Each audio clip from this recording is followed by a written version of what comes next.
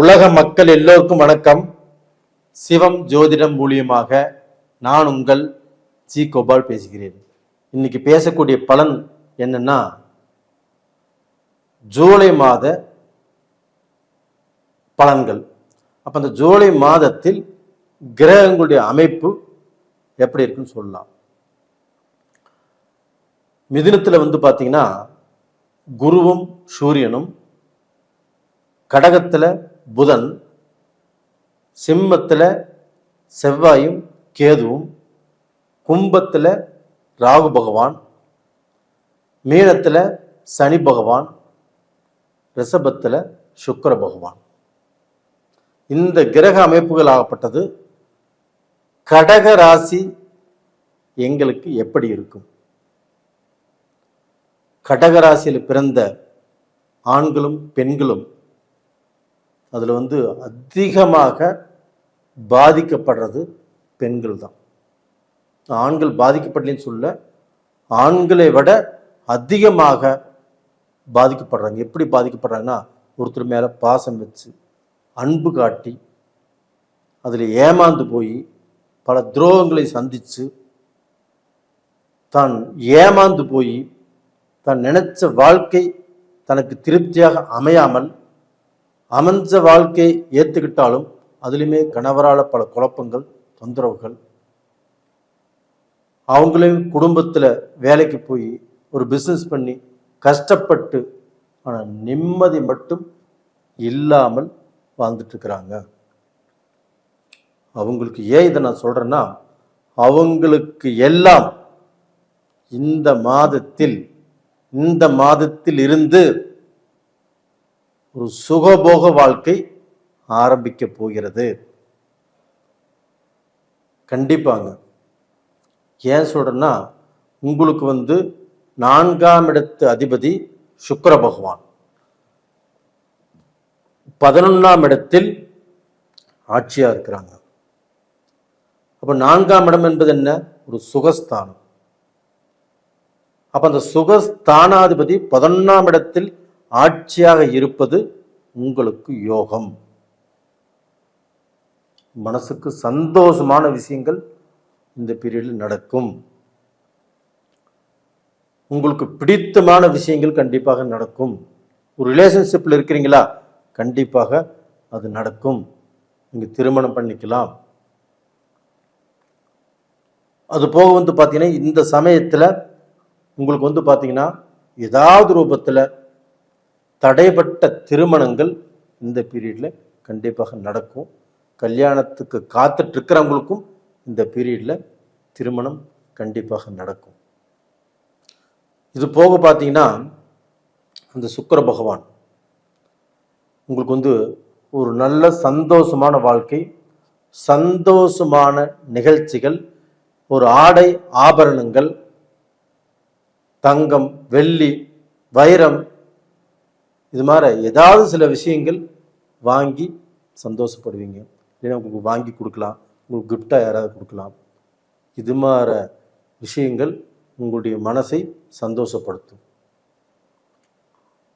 அது போக இப்போ அஷ்டம சனியில் கஷ்டப்பட்டீங்க, நான் ஒத்துக்கிறேன். ஆனால் இதற்கு மேலே அந்த மாதிரி கஷ்டங்கள் வருமா அப்படின்னா கண்டிப்பாக வராது. அதற்கு பதிலாக நீங்கள் எந்த அளவுக்கு கஷ்டப்பட்டீங்களோ, என்னென்ன கஷ்டப்பட்டீங்களோ, எதை எதை இழந்தீர்களோ, எந்தெந்த இடத்துல உங்களுடைய கௌரவம் பாதிக்கப்பட்டுச்சோ அது எல்லாத்தையுமே இப்போ ஃபுல்ஃபில் பண்ணக்கூடிய நேரம். அந்த மாதிரி நேர காலம் தான் இப்போ உங்களுக்கு வந்திருக்குது. குரு பகவான் ஆகப்பட்டது உங்களுடைய ராசிக்கு 12ஆம் இடத்துல இருக்கிறார். ரைட்டு. 12ஆம் இடத்துல குரு பகவான் இருந்தால் என்ன ஆகும்? விரயங்கள், நஷ்டங்கள், கண்டிப்பாக இது நடக்கிறதுக்கு வாய்ப்புகள் இருக்குது. ஆனால் அதே குரு பகவான் உங்களுடைய ராசிக்கு 8ஆம் இடமான, அங்கே ராகு இருக்கிறார் 8ஆம் இடத்துல. அங்கே ராகு 8ஆம் இடத்துல இருந்து கடகராசிக்காரங்களுக்கு திருமண வாழ்க்கையில், ரிலேஷன்ஷிப்பில் அவமரியாதை, குழப்பம், அவங்க கௌரவத்தை பாதிக்கிறது, தவறான பாதையில் போகிறது, தவறான பாதையில் அவங்களுக்கு ஆசையை வர வைக்கிறது, இதெல்லாம் ராகு பண்ணுவார்.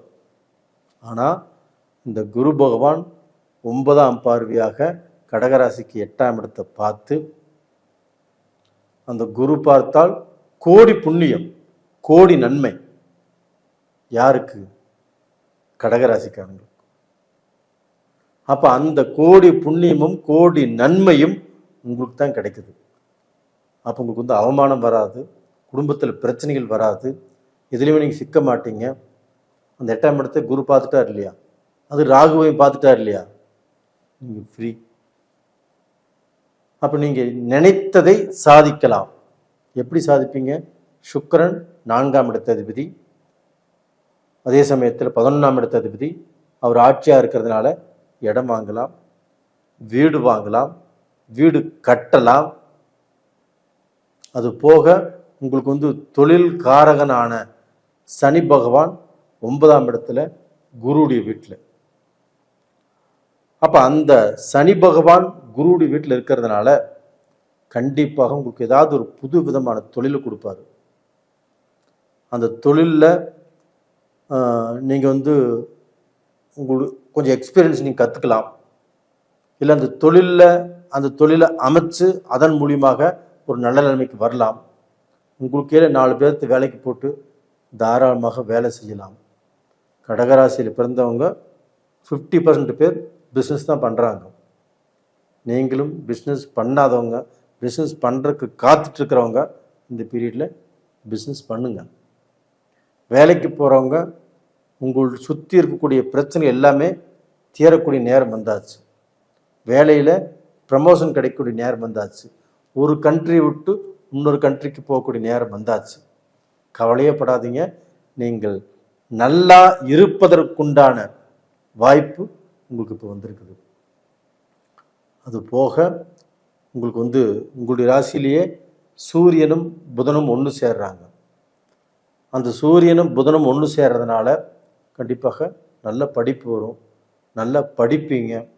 படிப்பில் ஏதாவது ஒரு விஷயத்தை சாதிப்பீங்க. அப்போ வந்து டிஎன்பிசி எழுதலாம், குரூப் ஏ சம்மந்தப்பட்டது எழுதலாம். அந்த எக்ஸாம்ஸ் எழுதி பாஸ் பண்ணக்கூடிய அமைப்பு உங்களுக்கு இருக்குது. பல நாள் லட்சியம், ஒரு நாள் வெற்றி அடைய போகிறீங்க. அந்த நாள் இப்போ வந்தாச்சு. தைரியமாக இருங்க, தன்னம்பிக்கையோடு இருங்க. அப்போ இந்த சமயத்தில் நீங்கள் வழிபட வேண்டிய தெய்வம் எது அப்படின்னா, இந்த குரு பகவானையும் கும்பிடுங்க, சிவனையும் கும்பிடுங்க. சிவனை சனிக்கிழமை நாளில் கும்பிடுங்க, சிவனை திங்கக்கிழமை நாளில் கும்பிடுங்க. அந்த குரு பகவானை வியாழக்கிழமை நாளில் கும்பிடுங்க. உங்கள் மனசில் என்ன பிரார்த்தனை இருக்குதோ அந்த பிரார்த்தனையை சாமிகிட்ட கேளுங்க, கண்டிப்பாக அது நடக்கும். நேயர்களே, இந்த பதிவு பிடிச்சிருக்குன்னு நினைக்கிறேன். நிறைய பேருக்கு நான் வந்து பாசிட்டிவாக தான் சொல்லியிருக்கிறேன், நெகட்டிவ் இல்லை. அப்படி பாசிட்டிவாக சொல்லியுமே நீங்கள் சொன்ன மாதிரி நடக்க மாட்டேங்குது, எங்களுக்கு சில பிரச்சனைகள் தான் வந்துட்டு இருக்குது, சில குழப்பங்கள் நடக்குது அப்படின்னா உங்களுடைய ஜாதகத்தில் ஏதாவது குறை இருக்கும்.